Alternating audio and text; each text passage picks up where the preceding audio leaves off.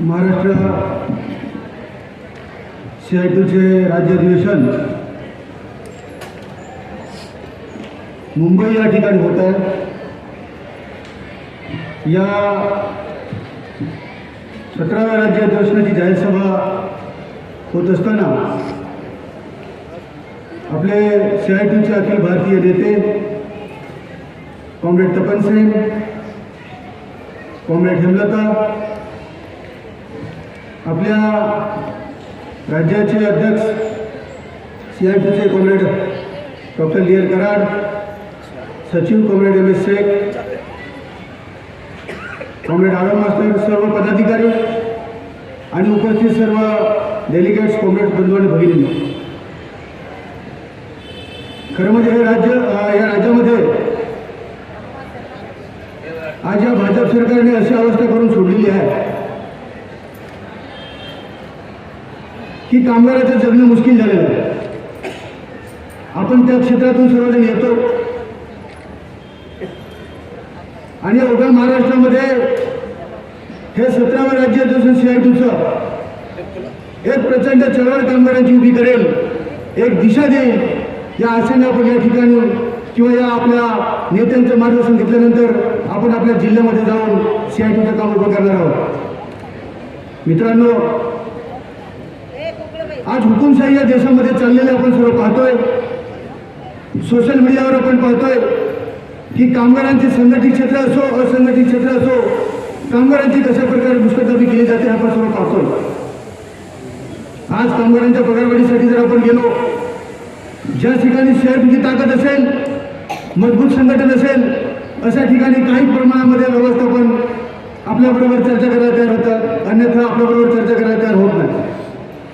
कारण या मालकांना या सरकारचा पाठिंबा, या सरकारचं समर्थन आहे आणि खरं म्हणजे या भांडवलदारांनीच हे सरकार बसवलेलं आहे।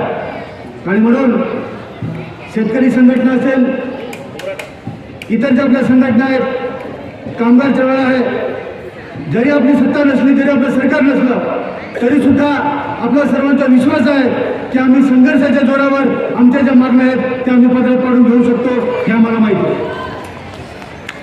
परंतु मित्रांनो, मी हे सांगू इच्छितो की 18व्या शतकामध्ये जी परिस्थिती होती कामगाराची, की कामगार कंपनीमध्ये किंवा कारखान्यामध्ये कामावर गेल्यानंतर त्याला सूर्य कधी उगवतो आणि सूर्य कधी मावळतो हे माहीत नव्हतं, परंतु त्या कामगाराने संघर्ष करून 8 तास काम, 8 तास मनोरंजन आणि 8 तास झोप असली पाहिजे। परंतु आज आपण पाहतोय की ते काय ते पुन्हा येत आहेत, 12-12 तास कामगार, आजचा कामगार 12-12 तास एका मशीनवर उभं राहून काम करतो, त्याला पगार किती मिळतो? फक्त त्याचं कुटुंब महिन्यातून कसं तरी आपला उदरनिर्वाह करून, आपल्या कुटुंबाचा उदरनिर्वाह करून तो उभा राहील एवढा त्याला पगार दिला जातो। त्या कामगाराची वृद्धाएवढी, समजा त्यांना उद्या एखादा मोठा आजार झाला आणि त्याला दवाखान्यामध्ये, कारण की आज आपण पाहतोय की जी सरकारी रुग्णालय आहे त्यांची अवस्था काय,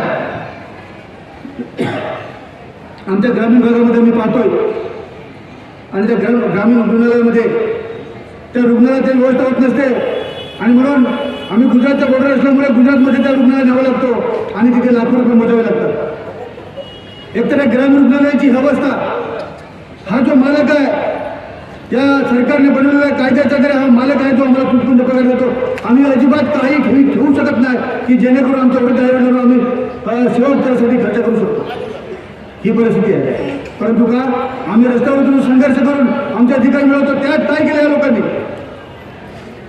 गेल्या पावसाळ्या अधिवेशनामध्ये 10 जुलै 2025 असं काही कामगारांना रोखता येणार नाही, ज्यांच्या कामगारांच्या खांद्यावर जो CITUचा झेंडा आहे, या कामगारांना रोखता येणार नाही, म्हणून काय केलं? त्यांनी जनसुरक्षा विधेयक काढलं, या सभागृहामध्ये जनसुरक्षा विधेयक काढलं, काय म्हणून? अर्बन नक्षल. कुठे आहे नक्षलवाद? महाराष्ट्रामध्ये कुठे आहे? या सभागृहामध्ये बिल मांडत असताना या राज्याचे मुख्यमंत्री देवेंद्र फडणवीस साहेबांनी हे जेव्हा बिल मांडलं तेव्हा त्यांनीच उल्लेख केला की आता थोडाफार कुठेतरी 1-2 तालुक्यांमध्ये थोडासा झालेला हा नक्षलवाद. मग हे बिल कशासाठी आणलं? हा फक्त त्यांचा दिखावा आहे. हे बिल जे आणलेलं आहे हे आपल्या जे जे काही लढे होत आहेत, शेतकरी संघटनेचे होत आहेत, कामगारांचे होत आहेत, हे लढे मोडून काढण्यासाठी हे बिल आणलं गेलेलं आहे. आता खरं म्हणजे त्या सभागृहामध्ये आपल्या डाव्या पक्षांचा मी एकच आमदार, मी अनेक वेळा सरकारला विनंती केली की ते अध्यक्ष महोदयांना विनंती केली की मला बोलू दिलं पाहिजे, परंतु ह्यांना माहिती आहे त्या डाव्या चळवळीचा आमदार आहे, मार्क्सवादी कम्युनिस्ट पक्षाचा आमदार आहे, हा CA2चा आमदार आहे, हा उठल्यानंतर हा बिलाला 100% विरोध करणार हे यांना माहिती होतं आणि म्हणून ते आपल्याला बोलू देत नव्हतं. मला वाटलं होतं की महाविकास आघाडीचे त्या ठिकाणी असलेले आमदार ह्याला विरोध करतील. ते बिल येण्याचं आम्हाला कळलं होतं.